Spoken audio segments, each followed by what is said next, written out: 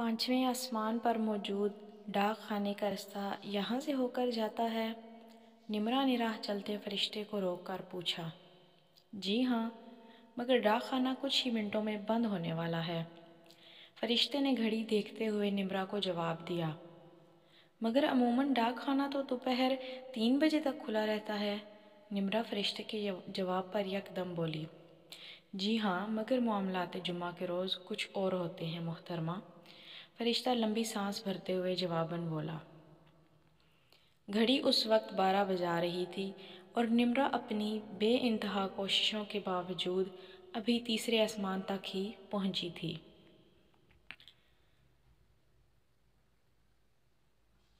راستے میں کئی باغات پڑتے تھے جو ہر لحاظ سے حسین اور پرسکون تھے۔ ان باغات کو نظر بند کرتے ہوئے کئی بار نمرا کا دل کرتا کہ کہیں رک کر آرام کر لے، مگر ذہن پر سوار شکایت نامے کا خیال اس کا حوصلہ ٹوٹنے نہ دیتا۔ بالآخر نمرا ڈاک خانے کے باہری دروازے سے داخل ہوئی۔ سوالیوں کی لمبی قطار دیکھ کر حیران زدہ رہ گئی۔ ہر کوئی اپنا خط پوسٹ کرنے کی امید لیے ڈاک خانے کے بنیادی دفتر کے باہر اپنی باری کا انتظار کر رہا تھا۔ نمرا من ہی من میں سوچنے لگی، میں واحد نہیں ہوں جو اللہ کو شکایت نامہ بھیجنے کی نیت سے آئی ہوں۔ میرے علاوہ بہت سے اور بھی ہیں جو اپنی موت سے خوش نہیں۔ انتظار کرنے والوں کی قطار میں نمرا کا نمبر آخری تھا۔ گھنٹہ انتظار کرنے کے بعد آخر وہ وقت آ ہی گیا جس کا نمرا کو بے صبری سے انتظار تھا۔ جیسے ہی نمرا ڈاک خانے کے بنیادی دفتر میں داخل ہوئی تو اس کی نظر اس فرشتے پر پڑی جو اللہ کے نام لکھے خطوط پوسٹ کرنے کا کام سر انجام دیتا تھا۔ وہ فرشتہ بہت جلدی میں تھا۔ اس نے نمرا کو خوش آمدید کہے بغیر ہی اپنے کاؤنٹر پر بند کا بورڈ لگا دیا۔ دفتر بند ہو گیا ہے، آپ اگلے ہفتے تشریف لے آئیے گا۔ فرشتے نے نمرا سے معذرت کرتے ہوئے کہا۔ دیکھیں، میں بڑی مشکل سے یہاں پہنچی ہوں آج، اور میرا آج کے آج یہ خط پوسٹ کرنا بہت ضروری ہے۔ نمرا فرشتے سے التجا کرتے ہوئے بولی، محترمہ، جمعہ کا وقت ہے اور میں معمول سے تھوڑا لیٹ ہو گیا ہوں۔ میں اس وقت آپ کی کوئی مدد نہیں کر سکتا۔ فرشتہ تیز لہجے میں بولا۔ دیکھیں، میں اپنی اچانک موت سے خوش نہیں ہوں اور مجھے اپنی یہ شکایت جلد از جلد اللہ تک پہنچانی ہے۔ میرے بہت سے کام زمین پر ادھورے پڑے ہیں جن کا مکمل ہونا بہت ضروری ہے۔ نمرا اپنی بات پر زور دیتے ہوئے فرشتے سے بولی، پلیز مجھے یہ خط پوسٹ کرنے دیں، اللہ آپ کا بھلا کرے۔ نمرا کی پرسرار التجا فرشتہ زیادہ دیر ترک نہ کر سکا۔ وہ ایک لمحے کے لیے سوچ میں پڑ گیا۔ محترمہ، فرشتے نے نمرا کو مخاطب کر کے ایک لمبی سانس کھینچی۔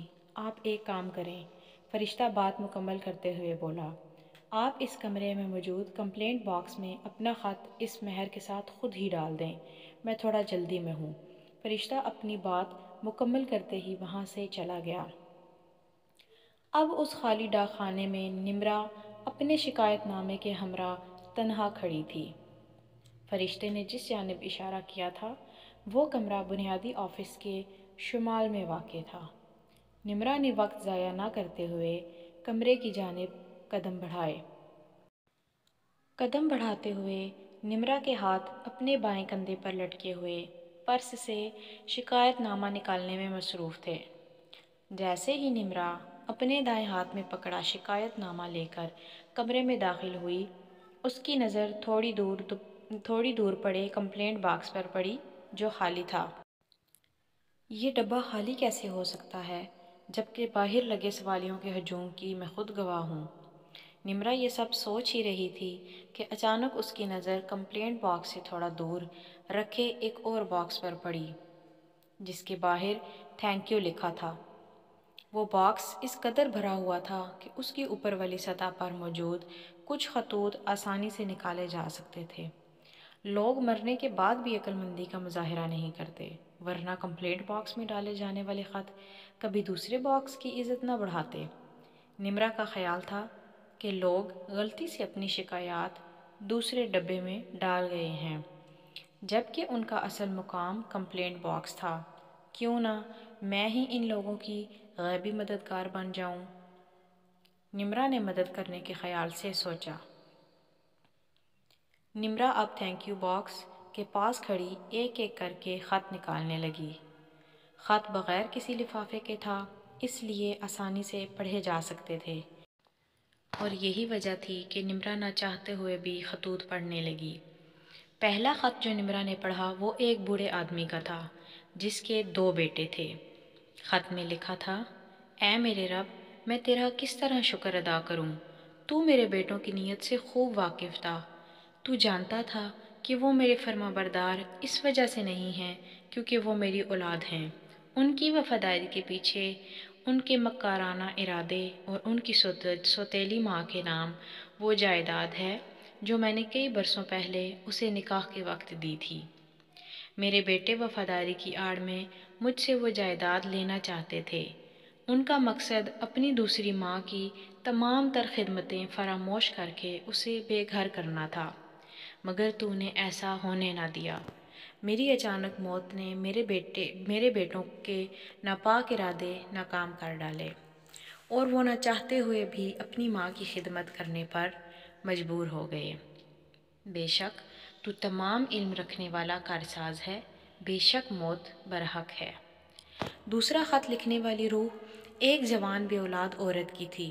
اس خط میں لکھا تھا، اے میرے رب، میں کس طرح تیرا شکر ادا کروں؟ میں کئی سالوں سے بے اولاد تھی اور اس بات سے بے خبر تھی کہ میرا شوہر کسی دوسری عورت سے ناجائز رشتہ قائم کرنے کا خواہش مند ہے۔ میری بیماری سے ہوئی اچانک موت نے مجھے دنیا کی اذیت بھری زندگی اور میرے شوہر کی بے وفائی دونوں سے نجات دے دی۔ بے شک تو تمام علم رکھنے والا کارساز ہے، بے شک موت برحق ہے۔ تیسرا خط اس مرد کا تھا جو سڑک پر ہونے والے کار حادثے کا شکار ہو چکا تھا۔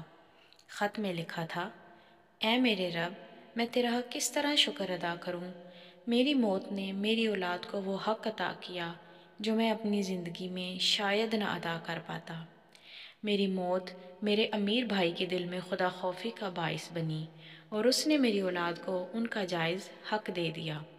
اب میری اولاد کبھی روٹی کی محتاج نہیں ہوگی۔ بے شک تو تمام علم رکھنے والا کارساز ہے، بے شک موت برحق ہے۔ اگلا خط اس بچے کا تھا جس نے دنیا میں کل 3 روز گزارے۔ خط میں لکھا تھا، اے میرے رب، میں تیرا کس طرح شکر ادا کروں؟ تو نے مجھے میرے والدین کی بخشش کا وسیلہ بنایا ہے۔ شاید ہی میری زندگی میرے والدین کے حق میں اتنی کارآمد ہو پاتی جتنی میری موت ہے۔ بے شک تو تمام علم رکھنے والا کارساز ہے، بے شک موت برحق ہے۔ آخری خط جو نمرا نے پڑھا وہ زینب کا تھا۔ خط میں لکھا تھا، اے میرے رب، میں کس طرح تیرا شکر ادا کروں؟ تو نے میری موت کو روشن کر دیا۔ اے میرے رب، میں شکر گزار ہوں کہ تو نے مجھے دنیا کی عدالت کا محتاج نہ رکھا۔ دنیا کی عدالتیں پامال عزتوں کا انصاف کرنے میں ہمیشہ ناکام رہی ہیں۔ میری عزت تو نے ہمیشہ کے لیے محفوظ کر لی۔ میں شکر گزار ہوں تیری عطا کردہ جنت کی۔ بے شک تو تمام علم رکھنے والا کارساز ہے، بے شک موت برحق ہے۔ جیسے ہی نمرا نے رب کے نام زینب کا خط پڑھا، اسے اپنا وجود اپنے ہاتھ میں موجود شکایت نامہ جیسا چھوٹا محسوس ہونے لگا۔ محترمہ، آپ ابھی تک یہاں ہیں؟ فرشتے کی اچانک آمد پر نمرا پریشان ہو گئی۔ ہاں، بس وہ میں جا رہی تھی، نمرا نے گھبرا کر جواب دیا۔ مگر خط تو آپ نے کمپلینٹ باکس میں ڈالا نہیں۔